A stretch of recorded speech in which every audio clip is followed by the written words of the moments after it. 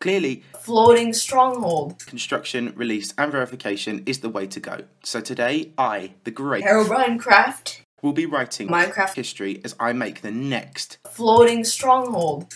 A few moments later. What the beep? What the actual beep? Like, we have a next level school shooter child here.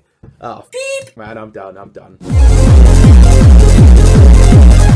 So, just a bit of a disclaimer, this video is sort of a joke, but it shouldn't be taken seriously. My goal was to make the most generic extreme demon ever, and I think I definitely succeeded at what I was trying to attempt. But if you approach this seriously, please put more effort into your extreme demon than me. Don't take this video seriously, and don't use it as an example. Anyway, so, enjoy the video.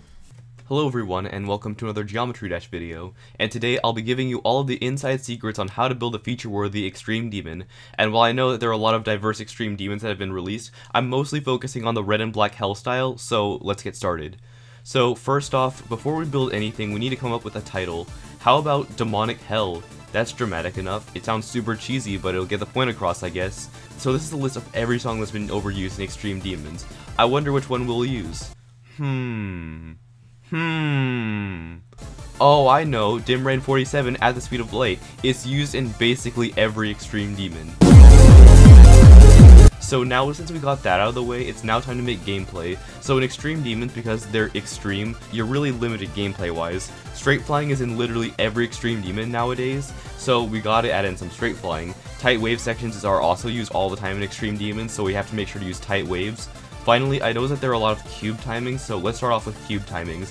As you can see here, I'm placing spaced out double spikes at slow speed, causing the player to not be a frame off. So now since we've got that done, we can just add in a bunch of straight flying. Like, look at this is literally just a bunch of one spike gaps and the occasional portal.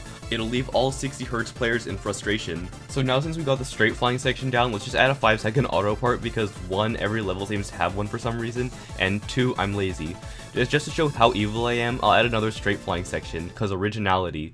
But after this, we'll add another wave section so we can test the player's skill with timings and not just the refresh rate of the player's monitor. The next section will be a spider section that will, like the first part, test the player's timings, but it'll just be a bit more spammy because it's a spider. And because I'm lazy, I'm adding yet another straight flying part and a tight wave section. Then I'll put in some quad spikes and orb spamming, I don't even know anymore.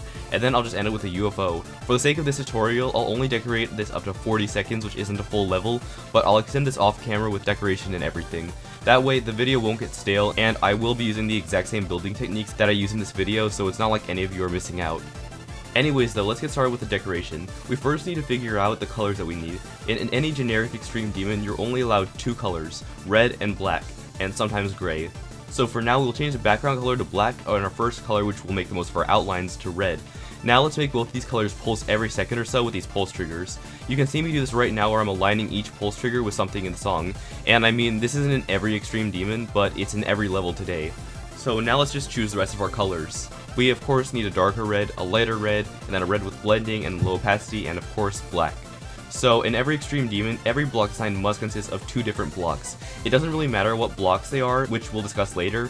In this case, I'll be using small bricks for the outside and the large blocks for the inside. Levels like Bloodlust and Yatagarasu have pretty varied block design, but in this case we'll just copy and paste. For the air deco, we'll be using gears and clouds. I don't know I'm using clouds in a hell themed level, but does it really matter? And for the ground deco, I'm using chains, particles, and decorative spikes, all pretty easy decoration. And just to get rid of the empty spaces, we're using bricks. Copy and paste.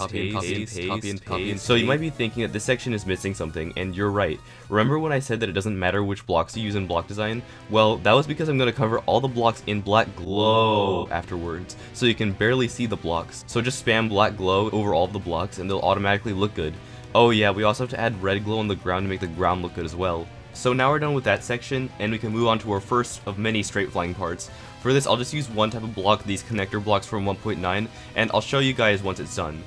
Okay, so as you can see, all of the blocks are decorated with the same connector block, so now it's time to do the ground decoration. For the ground decoration, I use the same thing, particles, spikes, and glow, because it's easy decoration. Oh, and arrows too, because arrows are in like every level. And to fill in the empty spaces in the blocks, I use skulls, to convey the theme of death. And that's basically it with this section. So I've noticed that there's a dramatic logo in like every extreme demon somewhere in the level, so I'll make my own logo. So I looked for cool fonts under Google Images and I found this font, so I just copied the font and made my logo look exactly like that font. Here's what it looks like. So for the next straight flying part, I made this thing that I don't know what to call that you have to go through, and oh yeah, I also added arrows to fill in the empty spaces. I just used dark bricks because bricks always look good in extreme demons, and with these pillars, I directly ripped off Crack's part in Bloodbath because I was out of ideas.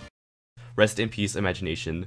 So, in many extreme demons that use the Hell style, there's always this one part that's gray for some reason. So I decided to use with the wave section. As you can see, the block design is very basic, so I just put in piles of bricks everywhere as well as spikes. So this decoration looks very basic and ugly, but I didn't feel like improving it. I decided to make a foreground that covers up 90% of the screen so no one will notice my horrible decoration. Like, look at this, you can barely see anything. So for this spider part, I made 2 block designs, both of them being directly ripped off from Yatagarasu and being made up of lines. Copy and paste, and yeah, that's basically our block design. Like all the other ground decoration, I used particles and decorative spikes, and to fill in the empty spaces, I just put these stars that I made out of gradients and then use them to fill the empty spaces, and yeah, done with this section. Oh yeah, and we can't forget our arrows. So for this next wave part, I just used large bricks for the outer layer and smaller bricks for the rest of it. Even with the glow, this looks terrible. I also added in some more variation inside the brick blocks here with some glow, but it just looked ugly. So I did with what any lazy person would do. I added in the same foreground that I did with the same wave section, and yeah, we're done with this section. Next up is this straight flying section. I did the same thing with a different type of block on the outside and the solid block on the inside. So for a ground deco, I used red glow and decorative spikes, and for air deco, I just used another type of brick and gears. That's basically it with this section. The second to last part is this cube part with the spread out triple spikes and orb spamming, and because this gameplay looks so much like Michigan, I made this part temple themed, and also because the temple theme is effortless. So that means bricks on the top and bottom of the screen, and then to make the bricks stand out a little bit more, I added black connector pieces and I used torches for air deco. So you might be looking at this UFO section being like, oh, you changed some of the gameplay, and you're right. I didn't think a normal UFO part would cut it, so I made jitter clicking instead because that's 10 times more cancerous. So I decorated the gears, added pulsing circles for air deco, and spikes on the ground. For this block design, I used 2.0 blocks that I don't know how to describe on the outer side, and then put some gears inside the blocks. I don't know. And that's basically the end of the level. I'll be extending this level, but again, I'll be using the same techniques for that video so you're not missing out on anything.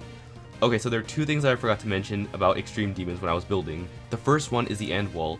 While this wall may look like all my friends that helped me out on this journey to build this masterpiece, this is just the name of every single GD moderator. Rate my level, please. And the second thing is a cheesy, overdramatic description, and it says, the demons have hell, have a rose, and inflicting damage upon the innocent. Do you have the wits to survive? Just saying that out loud makes me cringe. And yeah, we're pretty much done with the level. I made this whole level auto because there's no way I could beat this legit, and even if I could, my computer is terrible, so here's the finished level.